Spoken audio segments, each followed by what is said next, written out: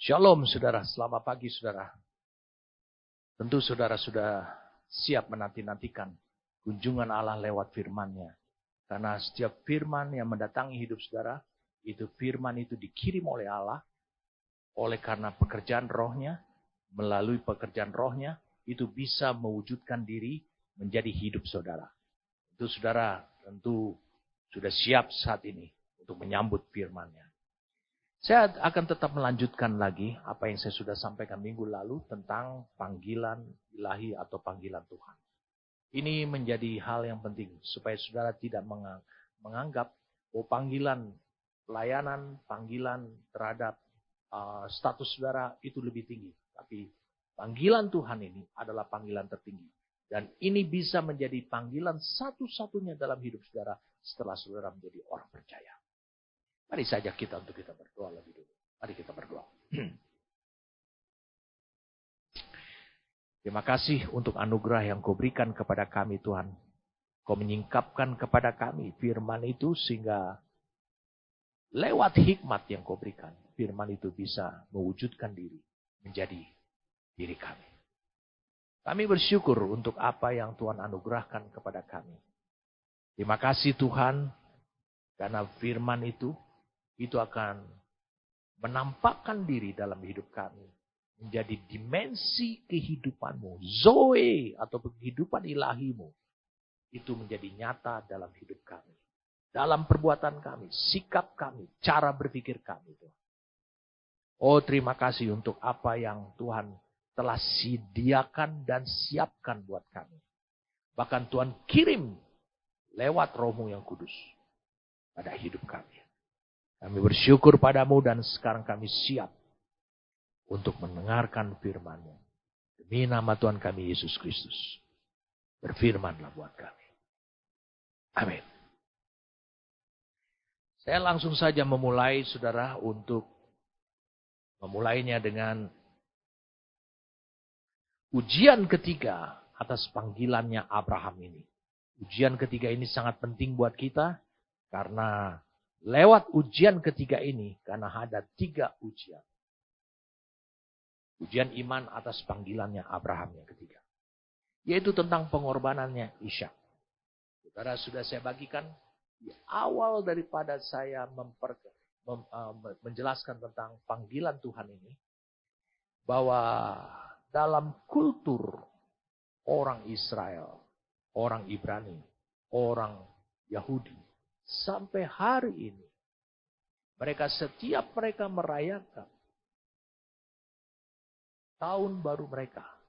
Seperti kita merayakan tahun baru 1 Januari itu. 1 Januari. Mereka merayakan tahun baru itu kira-kira di bulan September kalau kalender kita. Itu yang disebut dengan Rosh Hashanah.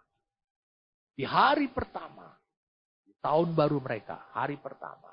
Mereka membacakan kisah Kejadian pasal 21 tentang pengusiran lahirnya Ishak dan pengusiran Hagar dan Ismail. Lalu kemudian di hari kedua mereka baru membacakan Kejadian 22. Sekarang kita akan membaca Kejadian 22 walaupun saya pernah bagikan itu 2 minggu yang lalu. 2 minggu yang lalu ataupun 3 minggu yang lalu saya pernah tapi ada baiknya kita akan mulai membahasnya tentang ujian ini. Di mana ujian ini tujuannya untuk apa? Banyak orang hanya terkunci asal menerima saja dari pendapat orang lain. Terutama dari pendapat daripada orang-orang yang barat. Yang disebut dengan teologi barat. Bukan teologi yang didasarkan pada kultur, pada dasar penulisan daripada Musa. Karena Musa menulis ini, dia disesuaikan dengan kultur, dengan keberadaan, dengan kebiasaan, dengan adat istiadat daripada orang Ibrani. Di Kejadian 22 ini, mari kita lihat sama-sama. Setelah semuanya itu Allah mencoba Abraham. Dia berfirman kepadanya, Abraham, lalu sautnya, ya Tuhan, firman-Nya, ambillah anakmu yang tunggal itu, yang kau kasih yakni Ishak, pergilah ke tanah Moria, dan persembahkanlah dia di sana, sebagai korban bakaran pada salah satu gunung yang akan kukatakan kepadamu. Keesokan harinya, pagi-pagi bangunlah Abraham Ia memasang pelana, keledainya dan memanggil 2 orang bujangnya, beserta Ishak anaknya. Ia membelah juga kayu untuk korban bakaran itu. Lalu berangkatlah ia dan pergi ke tempat yang dikatakan Allah kepadanya. Kita akan mulai dulu dari 3 ayat ini, sesuatu yang sangat penting. Allah mencoba Abraham, firman Allah menguji Abraham. Lalu sautnya, Abraham katanya, sautnya, ya Tuhan, ini sesuatu hal yang khas menjadi dirinya Abraham. Abraham selalu memberikan jawaban, ya dikatakan seperti ini, Hineni. Hineni ini Tuhan artinya aku siap Tuhan, siap. Jadi dia menunjukkan dirinya bahwa dia adalah selalu orang yang selalu siap ketika dia mendengar dari Tuhan. Saudara bisa lihat bahwa ini satu dimensi yang Allah ingin impartasikan kepada hidup saudara sebagai keturunan Abraham. Siap. Tidak berbantah-bantah. Nah, yang kedua, saudara bisa lihat, yang kemudian ayat yang ketiga, keesokan harinya, pagi-pagi bangunlah Abraham, ia memasang pelana keledainya dan memanggil 2 orang bujangnya beserta Ishak anaknya. Ia membelah juga kayu untuk korban bakaran, lalu berangkat dan pergi ke tempat yang dikatakan Allah kepadanya. Ia membelah kayu di situ, bukan membelahnya di gunung nanti. Perkataan siap itu yang dikatakan oleh Abraham itu, dia wujudkan juga dalam bentuk adalah persiapannya dia. Banyak orang, dia dikatakan kamu bersedia untuk ini, kamu siap untuk ini.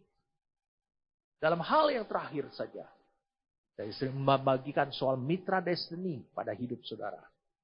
Banyak orang mengatakan dia siap untuk dia, arti kata dipilih oleh Tuhan. Siapa mitra destiny-nya? Lewat Bapak rohaninya, lewat hidup saya, lewat pemimpinnya. Tetapi dia tidak melakukan persiapan. Persiapan apa? Pikiran, emosi dia, rohnya dia. Dia tidak melakukan persiapan. Oleh karena apa? Dia seperti kayak mau menerima rejeki yang datang jatuh dari sorga begitu saja. Dia tidak menyiapkan pikirannya. Dia tidak menyiapkan perasaannya. Mengapa? Karena dia tidak menyiapkan pikirannya untuk tujuan Tuhan. Dia selalu harus menyiapkannya itu. Ini penting buat saudara. Mari kita bahas lagi yang berikutnya. Mari kita lihat di sini. Ambillah anakmu yang tunggal itu, yang kau kasih, yakni Ishak. Ambillah anak tunggalmu. Betulkah perkataan Tuhan ini? Betul. Karena Ismail telah diusir. Dia menjadi anak tunggal.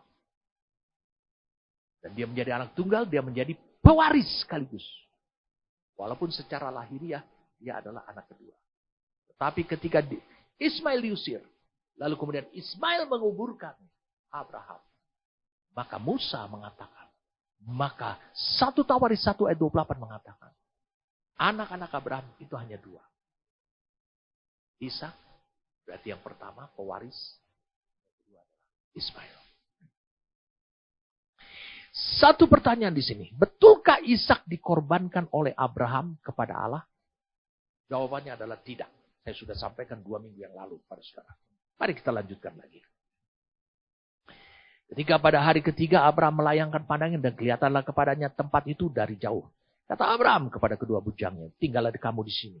Perhatikan ini baik-baik. Karena ini akan kita bahas dalam 2 sesi berikutnya. Sesi ini dan berikutnya. Dengan keledai ini. Aku beserta anak ini akan pergi ke sana. Kami akan sembahyang. Kami akan beribadah. Kami akan menyembah. Itu dalam bahasa asing. Sesudah itu kami kembali kepadamu. Kepada 2 bujang. Lalu Abraham mengambil kayu untuk korban bakaran itu. Dan memikulkannya ke atas bahu Ishak. Anaknya. Sedang di tangannya dibawanya api dan pisau. Demikianlah keduanya berjalan bersama-sama. Lalu berkatalah Ishak kepada Abraham ayahnya. Bapak, saud Abraham. Ya anakku, bertanyalah ia.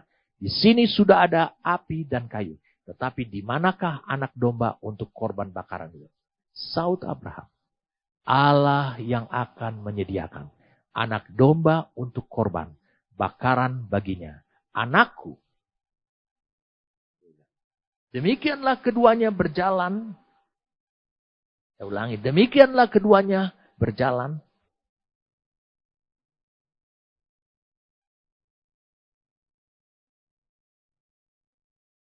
Bersama-sama. Sampai mereka ke tempat yang dikatakan Tuhan Allah kepadanya. Hidup kita harus akurat. Hidup kita harus tepat seperti apa yang Tuhan katakan. Lalu Abraham mendirikan mezbah di situ. Disusunnya kayu. Diikatnya Ishak, anaknya itu. Dan diletakkannya di mezbah itu. Di atas kayu api. Saudara lihat. Abraham sangat cekatan karena dia siap. Tidak ada pergumulan dalam dirinya. Dia siap. Apa yang menyebabkan dia tidak ada pergumulan dirinya? Bukan karena hanya iman. Karena dimensi Allah ada pada hidupnya. Sesudah itu Abraham mengelurkan tangannya. Lalu mengambil pisau untuk menyembelih anaknya. Tetapi berserulah malaikat Tuhan. Dari langit kepada Abraham, Abraham. Sautnya, ya Tuhan. Dia kembali lagi menjawab dengan kalimat, Hineni. Aku siap Tuhan. Lalu ia berfirman, jangan bunuh anak itu. Karena aku tidak menginginkan kau menjadi pembunuh. Jangan kau apa-apakan dia. Sebab telah ku ketahui sekarang bahwa kau takut akan Allah. Kalau dalam bahasa King James Version-nya, digunakan kata bukan takut akan Allah. Tapi karena kau fierce, sangat takut akan Allah. Dan kau tidak segan-segan untuk menyerahkan anakmu yang tunggal kepadaku.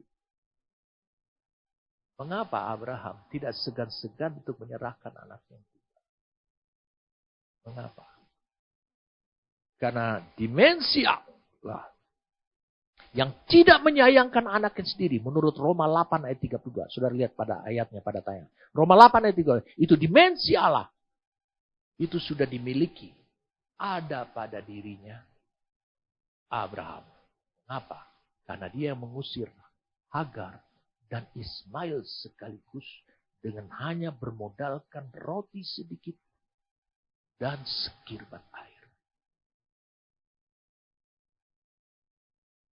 Lalu Abraham menoleh dan melihat seekor domba jantan di belakang yang tanduknya tersangkut dalam belukar. Abraham mengambil domba itu. Lalu mengorbankannya sebagai korban bakaran pengganti anaknya. Perhatikan baik-baik.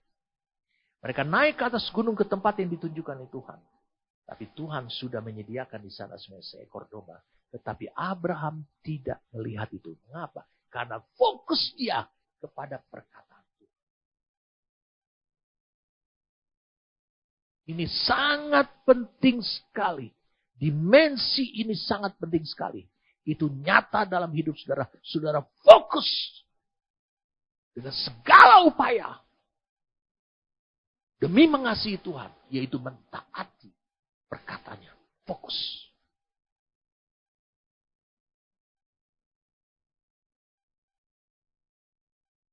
Kemudian dikatakan dan Abraham menamai tempat itu Tuhan menyediakan. Nanti saya akan bagikan ini. Sebab itu sampai sekarang dikatakan orang di atas gunung Tuhan akan menyediakan. Kalau dalam King James Version-nya dikatakan adalah, and Abraham called the name of that place Jehovah Jireh. As it is said this day, in the mount of the Lord it shall be seen. Dan Abraham menamakan tempat itu adalah Jehovah Jireh. Sebagaimana dikatakan pada hari ini, di gunung ini, di gunung Tuhan, itu Allah melihat.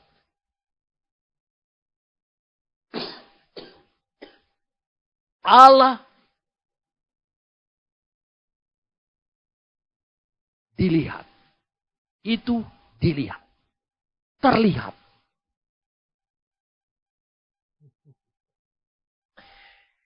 Suatu saya mau bagikan lagi. Dengan peristiwanya Hagar. Nanti kita. Untuk kedua kalinya berserulah malaikat Tuhan dari langit kepada Abraham. Katanya. Aku bersumpah demi diriku sendiri. Demikianlah firman Tuhan. Karena kau telah berbuat demikian dan engkau tidak segan-segan untuk menyerahkan anakmu yang tunggal kepadaku, maka aku akan memberkati engkau berlimpah-limpah dan membuat keturunanmu sangat banyak, seperti bintang di langit, seperti pasir di tepi laut, dan keturunanmu tidak akan menduduki kota-kota musuh. Oleh keturunanmu lah semua bangsa di bumi akan mendapat berkat karena engkau mendengarkan firman-Ku. Kemudian, kembalilah Abraham kepada kedua bujangnya itu. Apakah Ishak kembali? Tidak dikatakan. Musa menulis dengan sangat akurat sekali. Dikatakan apa? Kembalilah Abraham kepada kedua bujangnya. Dan mereka bersama-sama. Abraham dengan bujang. Berangkat ke Berseba. Dan Abraham tinggal di Berseba. Abraham tinggal di Berseba. Ishak tinggal di mana? Saudara harus tahu. Ishak tinggal di mana? Wow, ini sesuatu yang penting buat saudara tentunya. Ya. Mari kita lihat sekarang di dalam Kejadian pasal yang ke-24.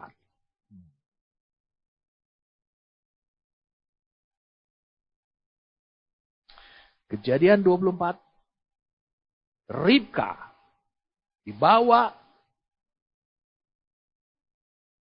oleh Eliezer jadi teman hidup ataupun mitra destininya Ishak. Mari kita lihat langsung aja ketika Eliezer dan Ribka sudah sampai ke Berseba. Ke Berseba, tempat tinggalnya Abraham yang memberi perintah kepada Eliezer. Perhatikan baik-baik, saudara harus serius, fokus. Mari kita baca sekarang.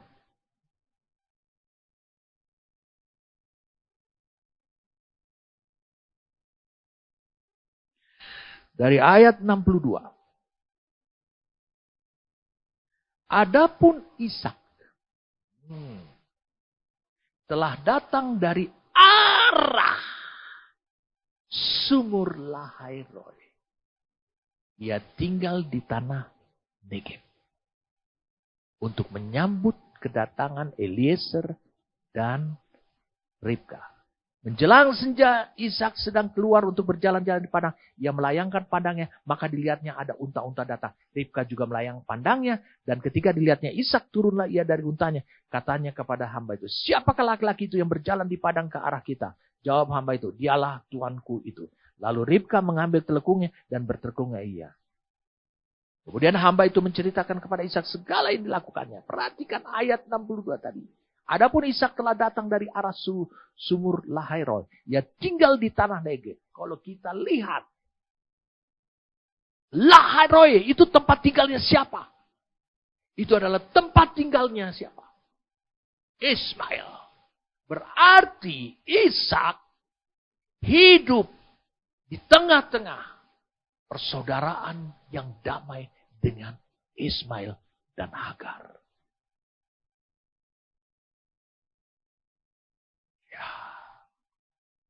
Kita kembali lagi pada Kejadian 22. Kejadian 22 ayat yang janggal tadi. Sekarang sudah terjawab, saudara. Jadi saudara dikatakan di sini di ayat yang ke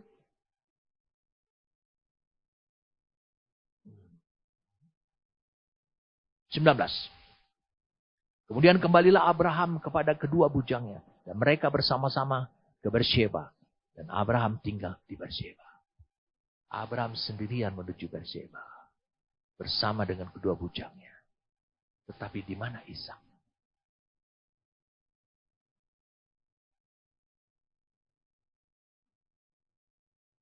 Saya ingin supaya saudara membaca dulu satu ayat di Kejadian 22 ini sehingga saudara menjadi jelas. Menjadi jelas. Mari kita lihat saudara. Dari ayat yang ke-9.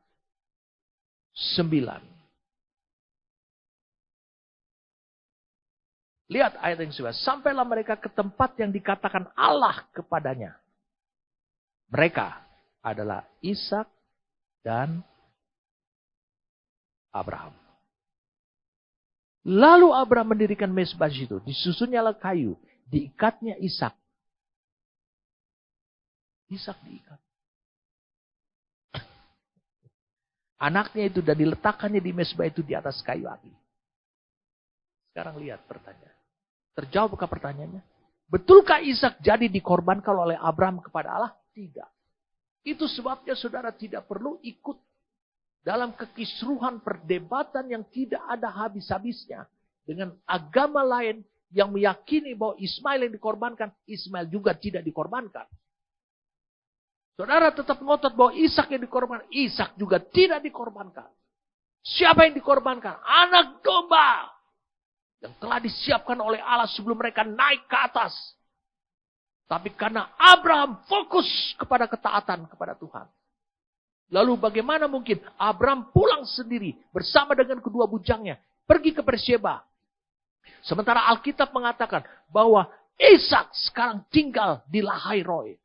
Berdekatan sekali. Ada di area kehidupannya Ismail dan Hagar. Berarti di sana ada damai. Mengapa di sana ada damai? Bukankah Ismail itu diusir? Bukankah Hagar itu diusir? Tapi mereka telah memiliki dimensi Allah dalam hidupnya kedua orang ini. Sehingga mereka terus bisa memberikan damai. Genaplah firman Tuhan. Yang dikatakan di dalam kejadian 16.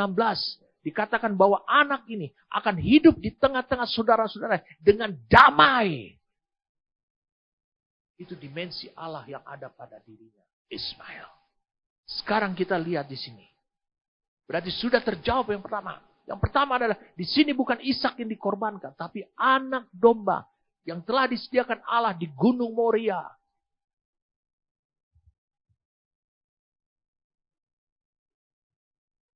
Saudara mengira bahwa ujian iman terhadap Abraham adalah ketika dia berupaya untuk membunuh. Bukan. Bukan itu ujian iman. Saya pernah sampaikan kepada saudara. Bahwa iman itu seperti indera keenam. Engkau bisa melihat apa yang belum menjadi kenyataan. Apa yang merupakan pengharapan saudara belum menjadi kenyataan. Saudara hanya bisa melihat dengan mata yang disebut dengan iman. Bahwa itu sudah terjadi. Saudara coba berpikirlah dengan benar. Apakah Allah harus menguji iman dengan cara yang paling kejam seperti itu? Itu yang saya pernah sampaikan pada saudara. Bukankah Allah telah ketahui bahwa Abraham itu sangat taat kepada dia? Bahkan di dalam Kejadian 18 dia mampu untuk memberikan perintah kepada orang seisi rumahnya, pada anak-anaknya untuk tetap taat kepada Tuhan. Tapi saudara bisa lihat di sini apa yang Allah mau ini. Allah ungkapkan itu bukan ujian iman saja. Tetapi Allah mengatakan sekarang aku tahu. Aku telah tahu. Aku telah melihat bahwa ada bangunan daripada Zoe Allah yang ada pada dirinya Abraham. Yaitu sangat takut akan Tuhan. Saudara lihat di sini apa yang dikatakan oleh Tuhan.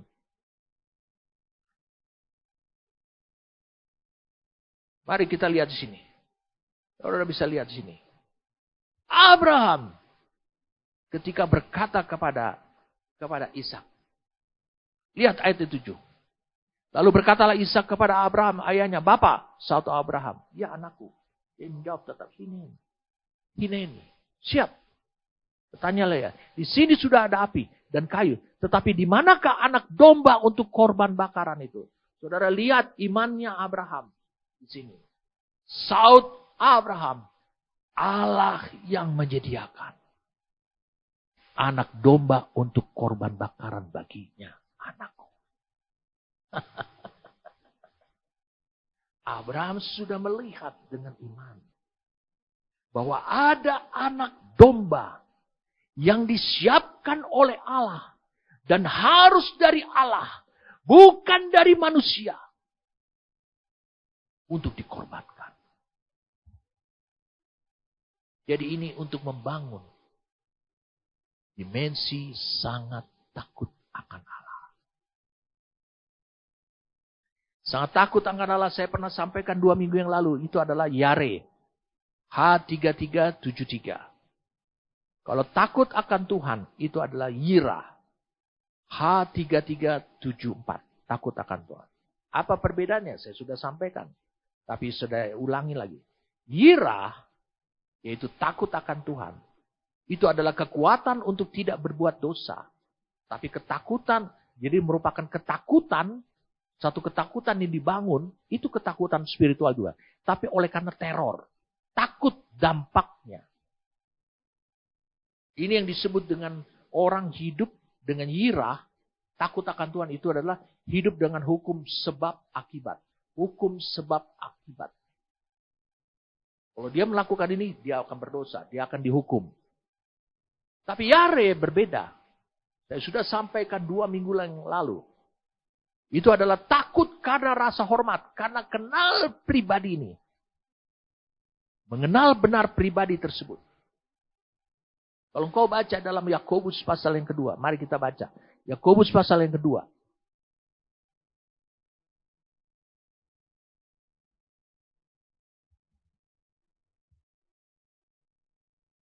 Ayat 21. Bukankah Abraham bapa kita dibenarkan karena perbuatan-perbuatannya? Ketika ia mempersembahkan Ishak anaknya di atas Mezbah. Dia dibenarkan karena perbuatannya. Ini bicara tentang iman. Ya, karena dia berbuat. Kamu lihat bahwa iman bekerja sama dengan perbuatan-perbuatan. Dan oleh perbuatan-perbuatan itu iman menjadi sempurna. Ayat 23. Dengan jalan demikian.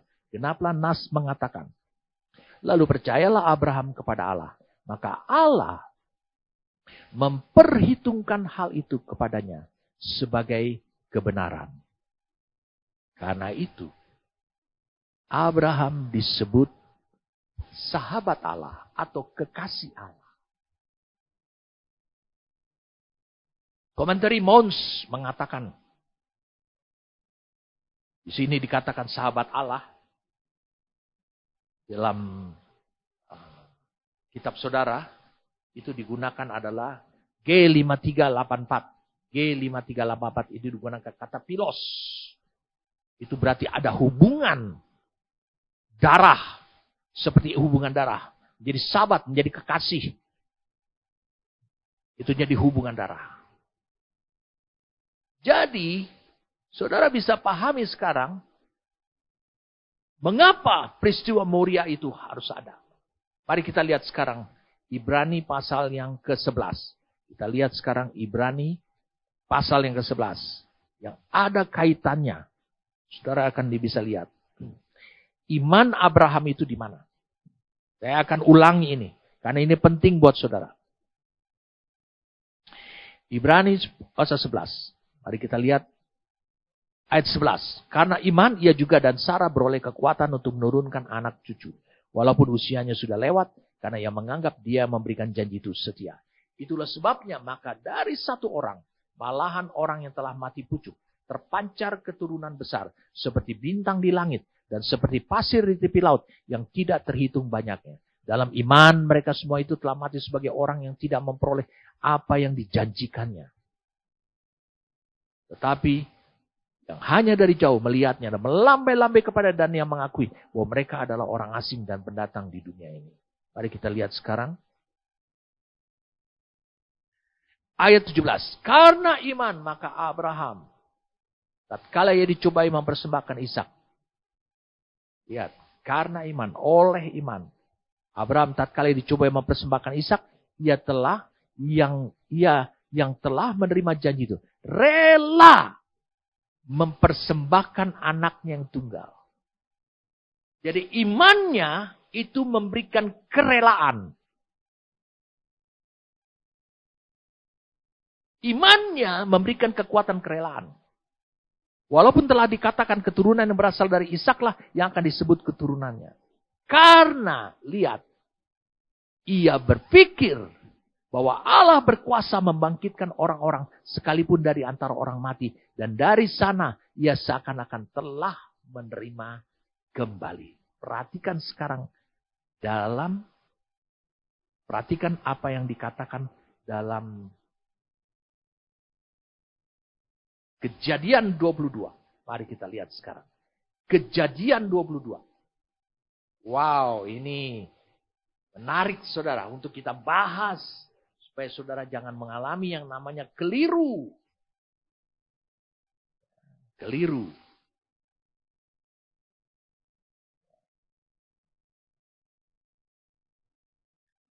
Perhatikan ini Pak Yogi. Lihat. Saudara lihat.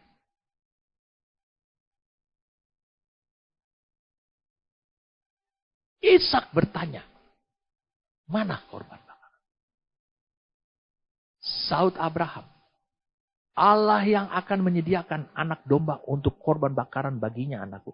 Demikianlah keduanya berjalan bersama-sama.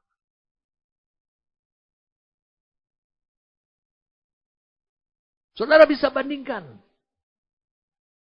Apa yang dikatakan oleh Rasul Paulus dalam Ibrani pasal 11. Iman Abraham itu melihat apa?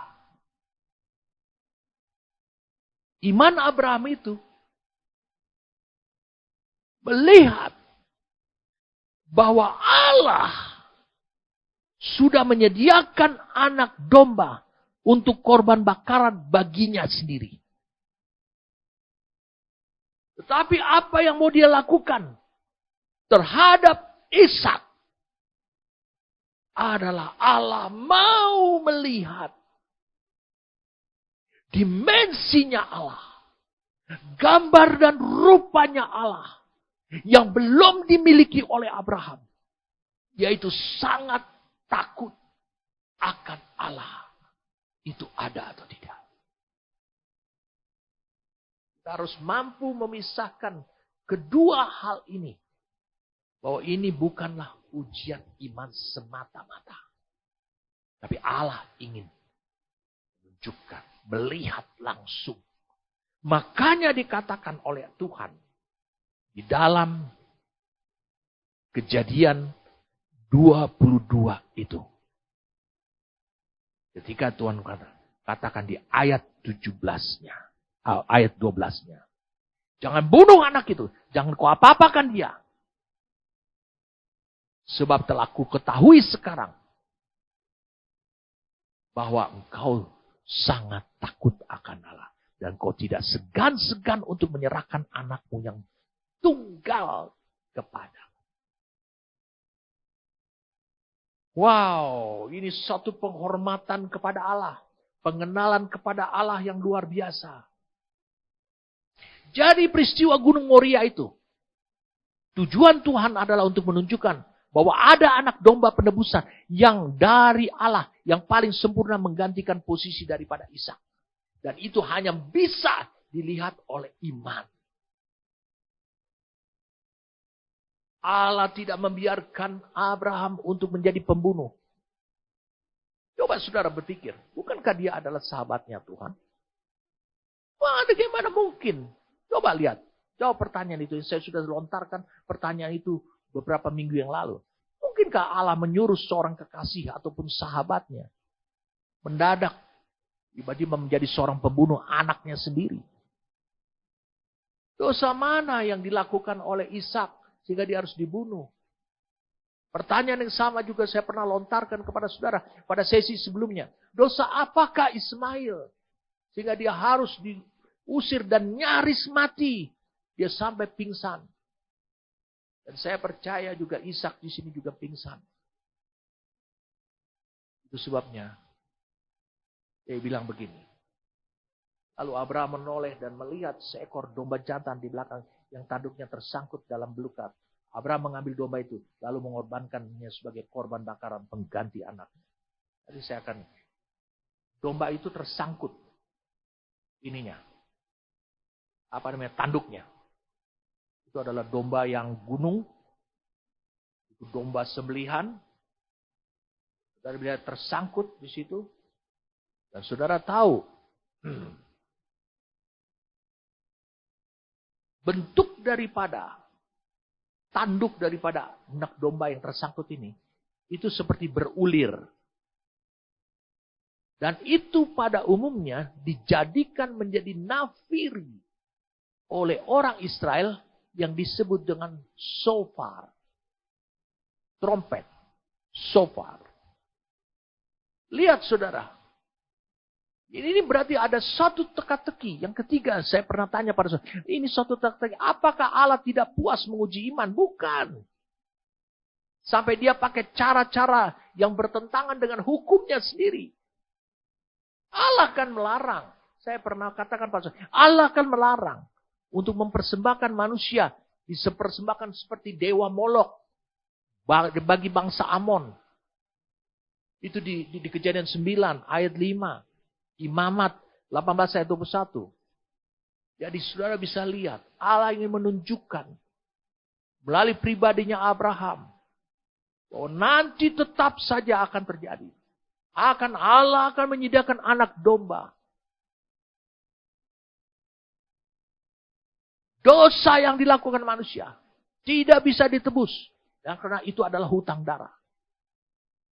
Mazmur 51 ayat 16. Kalau dilihat pada tayangannya. Itu adalah hutang darah. 51 ayat 16. Hutang darah itu adalah mati. Kejadian 2 ayat 17. Saudara lihat pada tayangannya. Pada hari engkau memakannya. Engkau pasti mati.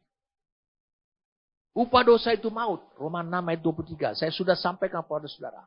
Maka diperlukan korban. Saya sudah sampaikan pada saudara apa artinya kurban. Kurban H7133.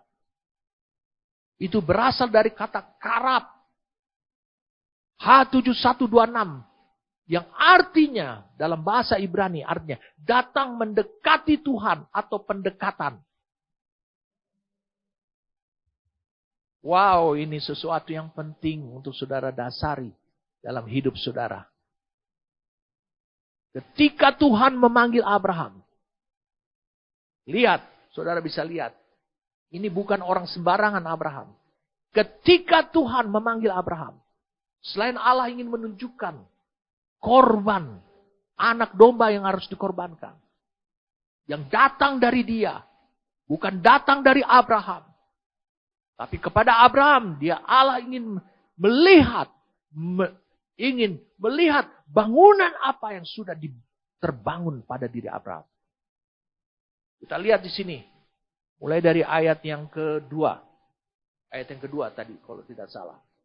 Ya, ayat yang pertama. Ketika Abraham dipanggil, Abraham, ya Tuhan. Dia selalu menjawab, siap Tuhan. Setiap Abraham mendengar panggilan Tuhan. Dia selalu menjawab, Hineni. Ini merupakan atribut Abraham. Sebagai bapa orang percaya. Selalu siap. Untuk Tuhan. Selalu siap untuk menjawab pertanyaannya Ishak. Yaitu untuk orang-orang benar. Allah berkata seperti ini. Ambillah anakmu. Kalau kau baca dalam bahasa aslinya. Gunakan kata take di sini. Itu digunakan kata lakah. Lakah itu bukan hanya sekedar kata ambil. Lakah itu ada kata yang agak memelas sebenarnya. Jadi seperti kayak minta tolong. Minta tolong untuk mengambil putramu. Yang tunggal itu. Dan yang kau kasihi. Itu di ayat 2-nya. Saudara lihat di ayat 2-nya. Itulah alasannya. Mengapa Ismail diusir. Sehingga Ishak menjadi anak tunggal. Saudara lihat di sini. Jadi Allah yang menciptakan situasi itu. Tentu situasi itu adalah tidak disukai oleh setiap orang. Saudara harus mengerti. Kalau Allah menciptakan situasi, dia tidak akan biarkan kau jatuh dalam dosa. Tapi kalau kau jatuh dalam dosa, kau lari dari hadapan Tuhan. Lari dari gereja. Lari dari pemimpin yang telah dianugerahkan Tuhan pada hidupmu. Itu situasi yang kau ciptakan sendiri. Situasi yang kau ciptakan sendiri sangat tidak memiliki jaminan. Saya ingin supaya saudara mengerti dulu apa artinya Moria. Moria dari kata, mari kita lihat itu, di ayat yang kedua. Moriah, H4179.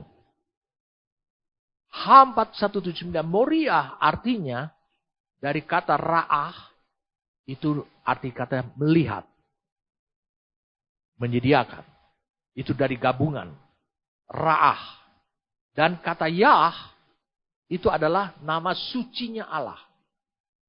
Jadi, Moriah artinya, memberikan pengertian artinya, adalah tempat yang dipilih oleh Allah. Dipilih oleh Yehova. Sehingga gunung tersebut, Abraham menamakan di gunung tersebut, di tempat tersebut. Makanya Abraham menamakan Jehovah Jireh. Atau dia akan melihat. Dia akan menyediakan. Perhatikan baik-baik. Supaya saudara mengerti. Karena hari ini, saudara tidak menemukan lagi kata Moria. Karena itu hanya satu pengertian yang ditulis oleh Musa. Yang diperkatakan oleh Tuhan kepada Abraham. Lihat saudaraku. Bukankah ini yang disebut dengan dilihat? Apa dia akan melihat? Gunung ini terlihat dari Beersheba. Ingat Abraham tinggal di Beersheba. Dan dibutuhkan 3 hari perjalanan. Saudara lihat ayat yang keempat. Ketika pada hari ketiga Abraham melayangkan pandangan, kelihatanlah kepadanya tempat itu dari jauh. Yaitu dari Gerar, tanah Filistin. Saudara tahu itu tempat tinggalnya dia. Kejadian 21 ayat 3. Perhatikan baik-baik. Salomo mendirikan bait suci atas petunjuk Tuhan, petunjuk Daud, ayahnya, itu di Gunung Moria. Lihat. Perhatikan baik-baik. Supaya saudara tahu dimensi apa yang disiapkan oleh Allah di Gunung Moria. Dan kalau engkau mencapai Gunung Moria, kalau engkau mencapai Gunung Moriamu, yang Allah sediakan, engkau akan mencapai dimensi itu. Yang Allah sediakan bagi hidup. 2 Tawari 3 ayat 1.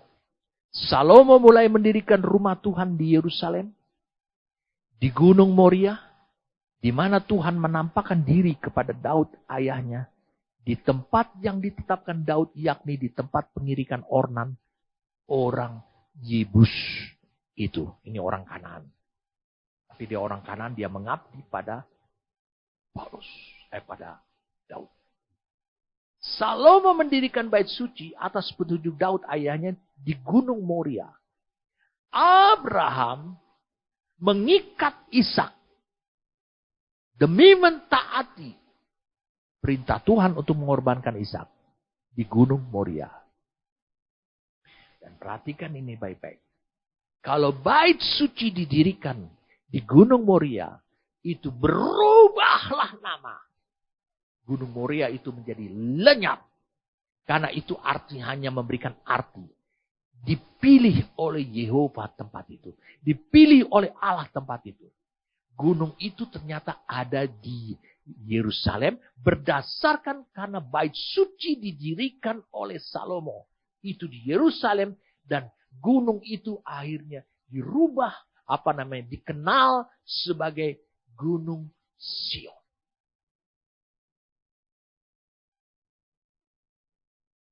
Jadi kalau engkau sampai secara spiritual memenuhi panggilan Allah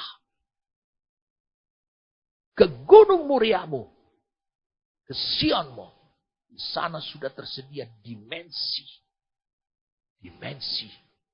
yang spesial, yang seperti dikatakan dalam Ibrani pasal yang ke-12. Mari kita lihat Ibrani ke-12. Mari kita lihat sama-sama saudara. Wow. Ibrani 12 ayat 22. Tetapi kamu sudah datang, sudah tiba ke Bukit Sion, ke Gunung Sion, ke kota Allah yang hidup, Yerusalem surgawi, betul. Ibu kita, Sarah dari Yerusalem surgawi.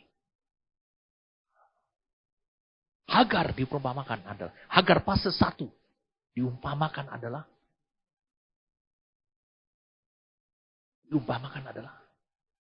Yerusalem saat itu ketika Paulus menulis kitab Galatia yang menyalibkan Yesus.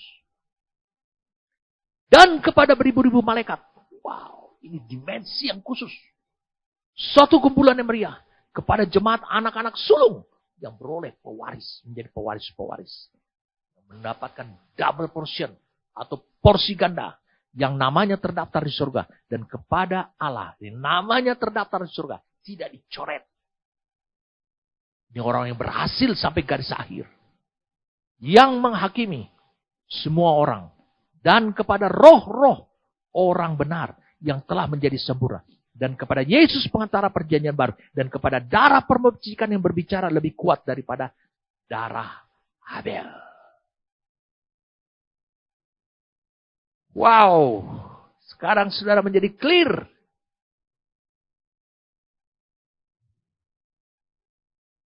Di Gunung Moria. Ketika Abraham mentaatinya. Sampai ke Gunung Moria. Maka Allah telah membuktikan dimensi Allah yang dalam wujud Zoe-nya Allah. Gambar rupa. Banyak terbangun pada hidupnya. Abraham. Kita mulai dari ayat 3. Lihat responnya Abraham. Ini yang harus menjadi hidup saudara. Ini yang harus menjadi hidup saudara. Keesokan harinya, pagi-pagi bangunlah Abraham. Ia memasang pelana, keledainya dan memanggil 2 orang bujangnya. Beserta anak, Ishak anaknya. Ia membelah juga kayu untuk korban bakaran. Lalu berangkatlah ia dan pergi ke tempat yang dikatakan Allah kepadanya. Meski berat secara daging oleh Abraham. Tapi dengan bersegera dia lakukan. Ayat 45. Ketika pada hari ketiga Abraham melayang pandangnya. Kelihatanlah kepadanya tempat itu dari jauh. Kata Abraham kepada kedua bujangnya itu. Tinggallah kamu di sini. Dengan keledai ini. Aku beserta anak ini akan pergi ke sana. Kami akan sembahyang. Sesudah itu kami kembali kepadamu. Abraham berjanji kepada buahnya. Oh, kami, Abraham dan Ishak, akan datang kepada kalian. Dia berjanji. Tapi kenyataannya dia sendirian.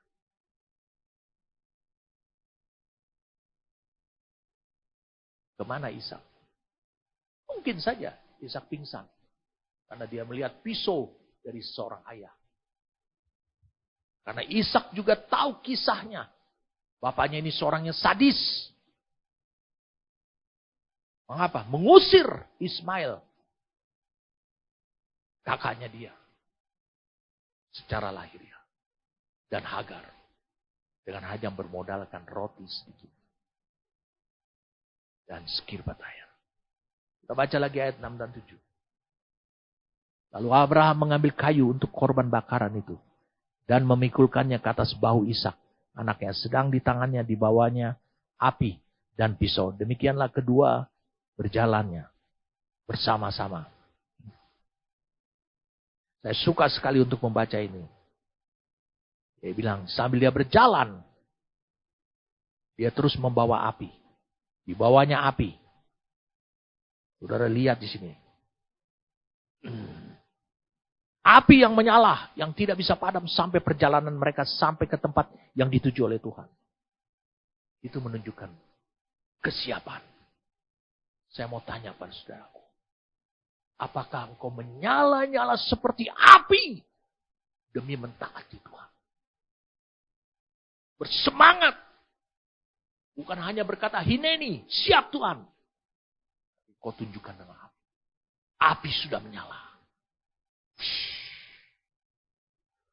Wow, ini luar biasa sekali. Tanpa ujian yang pertama dan ujian yang kedua, tidak mungkin Abraham bisa berbuat seperti itu. Itu sebabnya ujian hidupmu juga akan dipanggil. Lihat semua kondisi orang-orang yang dipanggil oleh Tuhan. Semua situasi Allah yang ciptakan. Wow, ini benar-benar tantangan buat saudara. Ayat 7. Lalu berkata Ishak kepada Abraham, ayahnya. Bapak, sautnya Abraham, ya anakku, ini anakku. Bertanyalah ya, di sini sudah ada api. Dari tadi kau pegang, katanya. Maksudnya, dari tadi, Bapak kau pegang. Dan kayu. Tapi di manakah anak domba untuk korban bakar? Sudah siap. Wow. Sudah siap.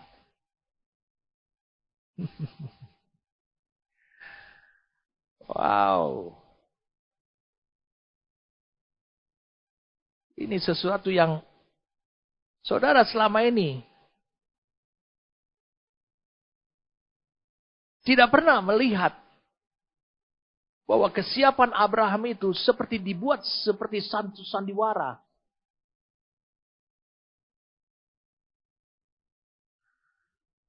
Saudara menyangka bahwa api di tangannya itu mulai dalam perjalanan di tengah. Dia berpisah dengan bujangnya. Ishak selalu melihat, kenapa ada api? Apakah itu untuk mengobori perjalanan mereka? Tidak, tapi itu menunjukkan kesiapan.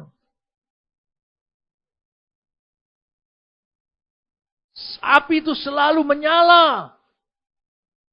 Dalam perjalanannya Abraham. Dalam perjalanan mereka menuju ke tempat yang ditunjuk oleh Tuhan.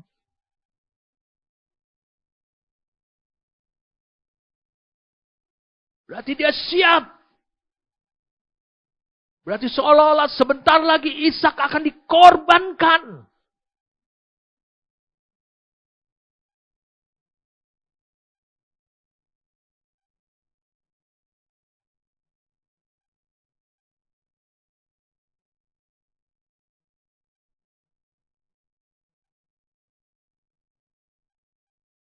Wow. Saudara mungkin terdiam sekarang. Berapa besar engkau yang dipanggil oleh Tuhan untuk menjadi segambar dan serupa dengan anaknya. Engkau memiliki semangat setiap firman yang saya sampaikan. Setiap firman yang mendatangi saudara. Engkau memiliki api di tanganmu. Menunjukkan kau siap. Kau tidak pernah berubah. Api tidak pernah padam. Wah. Saya merasakan bergetar dan menyala-nyala untuk menyampaikan kepada saudara. Sampai Ishak berkata demikian. Berkata Ishak kepada Abraham, ayahnya. Bapak, saut Abraham. Ya anakku. Dia bilang, ya anakku. Tanyalah, di sini sudah ada api dan kayu. Tetapi di manakah anak domba untuk korban bakaran itu? Ingat, Allah hanya mengatakannya kepada Abraham. Korbankan anakmu. Ishak tidak tahu. Sekarang Ishak. Saudara bisa lihat. Apa yang dikatakan kemudian. Di ayat yang ke-9. Sampailah mereka ke tempat yang dikatakan Allah kepadanya. Lalu Abraham mendirikan mezbah di situ. Disusunnya adalah kayu. Diikatnya Ishak anaknya itu. Dan diletakkannya di mezbah itu. Di atas kayu itu. Baru terjawab. Allah menyuruh aku. Allah menyuruh Abraham. Untuk mengorbankan engkau nak. Wow. Banyak orang dalam perjalanan hidup rohaninya. Api ini segera padam.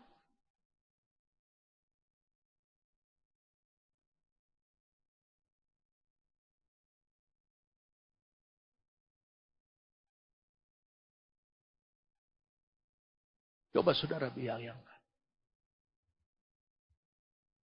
Apa yang terjadi pada diri Yesus?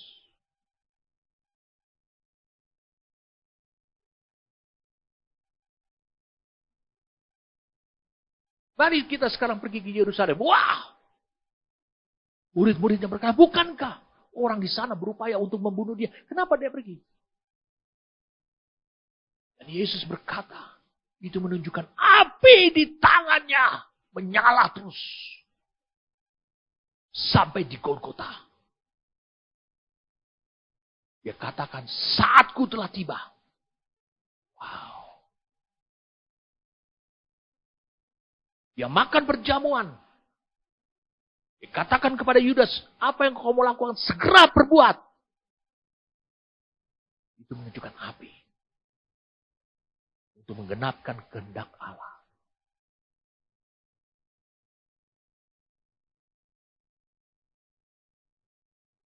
Saudara bisa bayangkan. Hidup seperti itu yang diinginkan oleh Allah.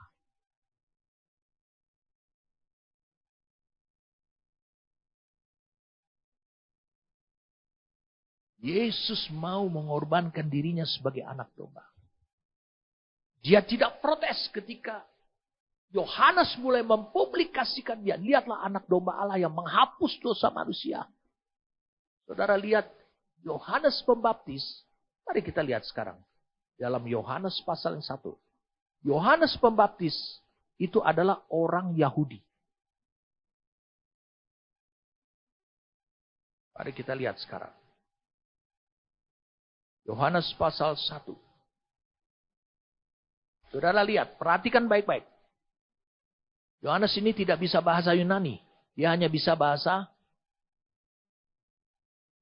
Ibrani atau Yahudi. Pada keesokan harinya, Yohanes 1 ayat 29. Yohanes melihat Yesus datang kepadanya. Dan ia berkata, Yohanes melihat Yesus datang kepadanya.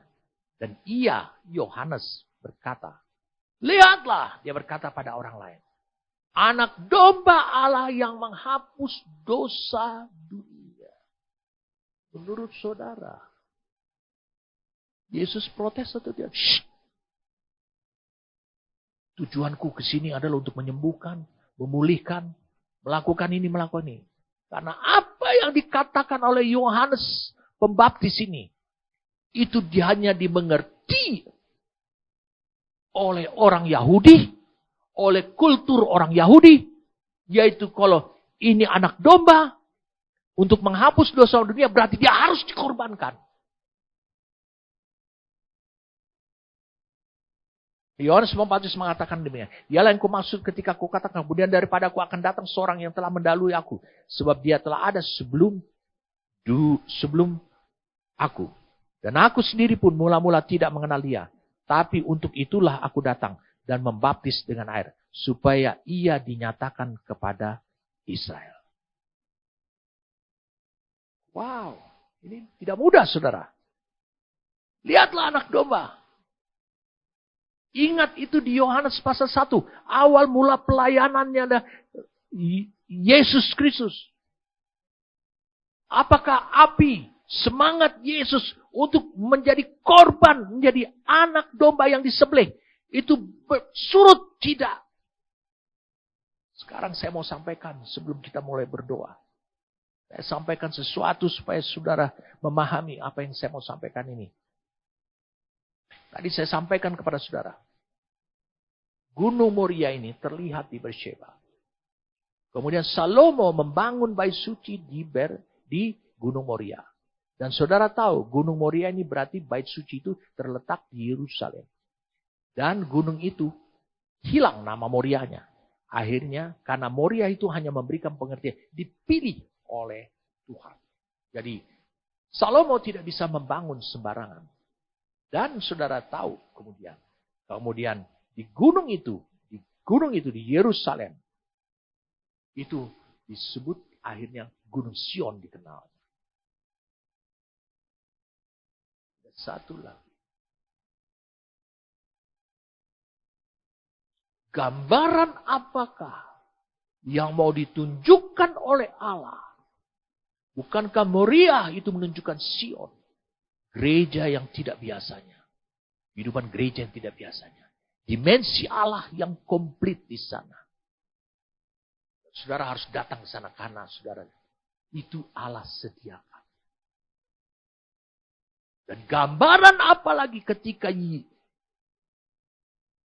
anak domba yang tersangkut tanduknya seperti sopar itu berulir, tersangkut di antara semak belukar di Gunung Moria, dan itu Allah telah sediakan. Abraham telah melihat itu. Tapi dia fokus kepada apa yang Tuhan katakan. Saudara tahu kemudian. Yesus disebut adalah anak domba yang menghapus dosa manusia. Saya sudah sampaikan kepada saudara, kata karab arti mendekat kepada Allah. Melakukan approach kepada Allah, pendekatan kepada Allah. Tidak mungkin engkau bisa mendekat kepada Allah karena dosa. Dosa upahnya adalah maut. Mati. Mati harus dibayar mati. Harus dibayar pengorbanan. Pengorbanan mana yang seimbang harus berasal daripada Allah. Sehingga ditemukan secara jelas dan terbuktilah bahwa Golgota atau yang disebut dengan Kalvari itu ternyata di Gunung Moria.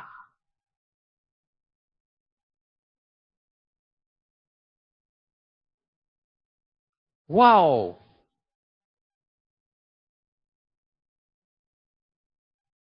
Sekarang saudara memahami tempat yang dipilih oleh Allah. Gunung Moria itu, yang adalah Sion di Yerusalem, juga adalah Golgota. Ini merupakan tempat penggenapan. Saya katakan tempat penggenapan. Sehingga ketika Yesus di kayu salib, mari kita lihat satu kata, satu kalimat yang dikatakan oleh diri Yesus. Ketika itu dikatakan dalam Yohanes pasal 19. Ayat yang ke-30. Saya katakan Moria ini menjadi tempat penggenapan.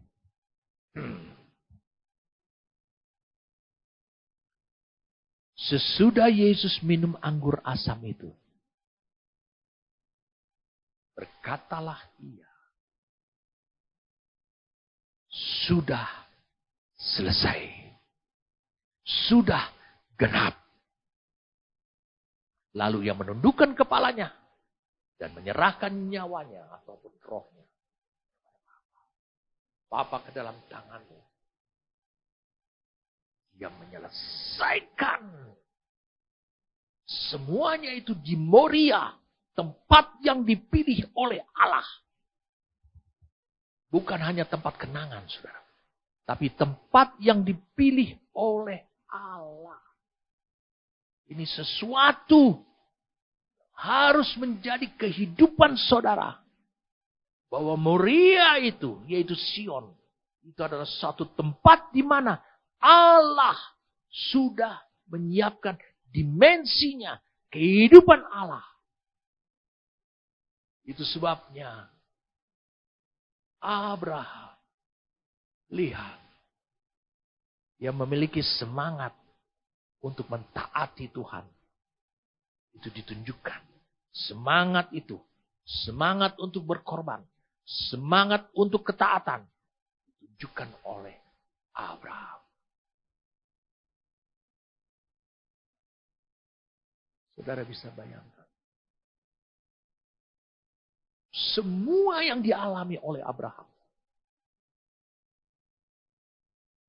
Orang Israel sebenarnya tidak perlu lagi bingung. Itu semua terjadi pada diri Yesus, Sang Mesias. Karena menjadi jelas. Termasuk tempat. Termasuk prosesnya. Termasuk faktor-faktor. Termasuk situasi yang dibangun oleh Allah. Semuanya itu menjadi jelas. Wow. Sebelum kita berdoa, saya ingin menantang saudara. Perhatikan ini baik-baik. Dari ayat yang ke-6. Lalu Abraham mengambil kayu untuk korban bakaran itu. Memikulkannya ke atas bahu Ishak, anaknya.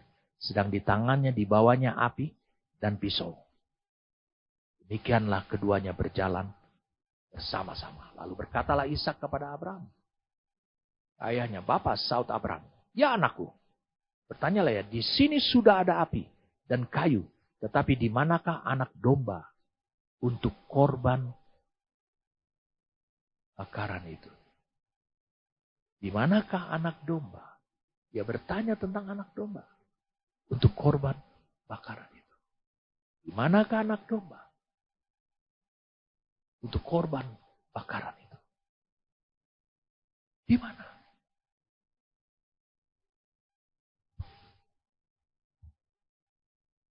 Saud Abraham.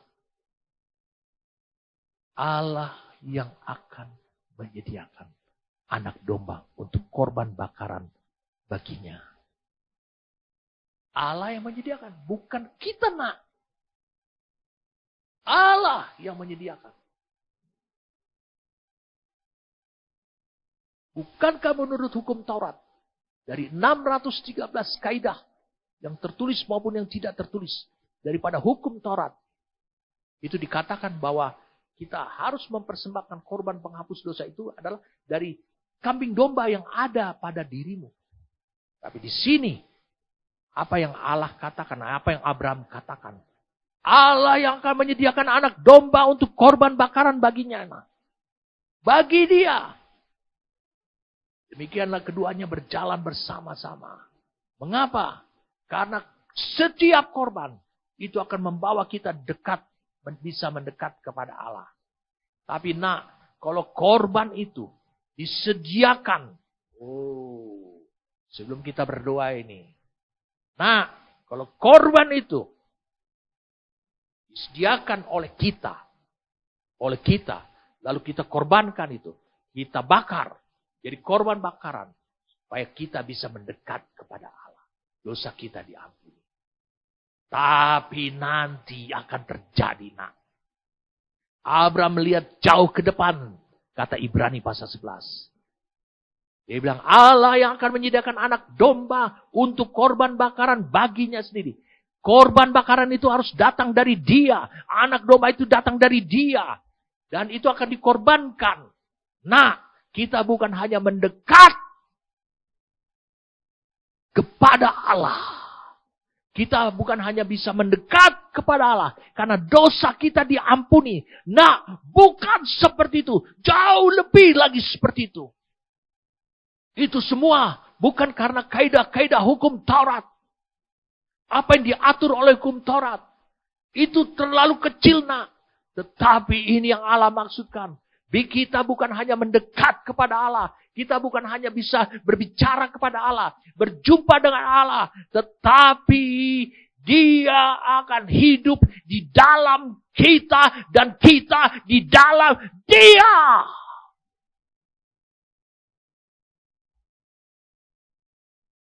Wow. Itulah Moria. Tempat yang dipilih oleh Allah. Abraham dipanggil menjadi segambar dan serupa dengan Kristus. Saudara dipanggil segambar dan serupa dengan Kristus. Menurut Roma pasal 8 ayat 28 sampai ayat 30. Tujuannya bukan supaya saudara mendekat kepada Allah. Tapi supaya Allah diam di dalam diri kita dan saudara diam di dalam Kristus. Wow. Itulah panggilan tertinggi. Panggilan surgawi, saudara. Ada banyak orang baik. Ada banyak orang yang mencoba untuk ketaatan. Dengan berupaya supaya dia mendekat kepada Allah. Oh, ini ayat yang dahsyat bagi saya pribadi. Ayat 8 ini ayat yang luar biasa buat saya pribadi. Ayat yang luar biasa. Perhatikan baik-baik apa yang dikatakan Abraham. Abraham tidak berbohong. Dia telah melihat jauh ke depan. Allah yang akan menyediakan anak domba untuk korban bakaran baginya. Anakku.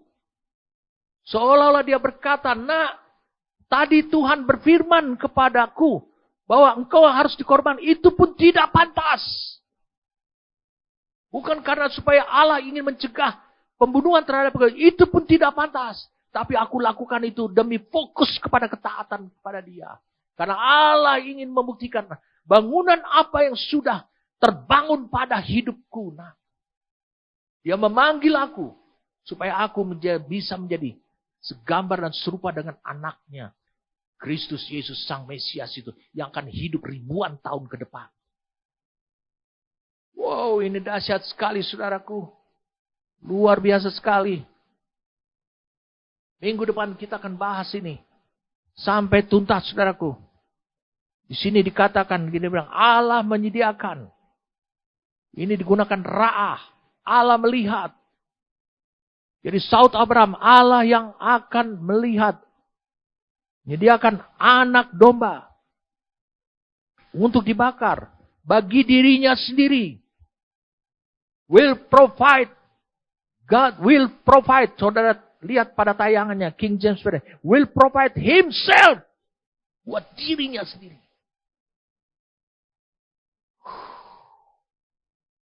Kalau Yesus mati sebagai anak domba untuk kita bisa mendekat kepada Allah. Ya apa bedanya nilai Yesus dengan anak domba? Sama saja. Satu manusia. Hanya hebatnya Yesus dia punya kerelaan. Itu saja yang kita bisa banggakan. Tapi lihat lebih lagi. Allah bukan hanya mendekat, nak. Tapi Allah diam di dalam dirimu. Dan kau juga diam di dalam dirimu. Ini yang Allah maksudkan, saudara. Ujian ketiga ini. Saya akan lanjutkan minggu depan. Ujian ketiga ini. Adalah sesuatu yang dahsyat. Tapi semuanya. Situasi. Dan persiapannya telah disiapkan oleh Allah. Pada ujian pertama. Pada panggilan, lalu kemudian ujian pertama, dan ujian kedua. Sehingga Abraham bisa berkata, ini aku Tuhan, aku siap Tuhan, hineni. Bisakah saudara hidup seperti itu? Mengapa engkau termehek-mehek, kau merengek-rengek setiap Tuhan menguji hidup saudara?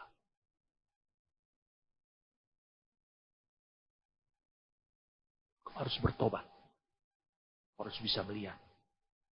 Bagi mereka yang sadar bahwa dia ada dalam perjalanan panggilan Tuhan.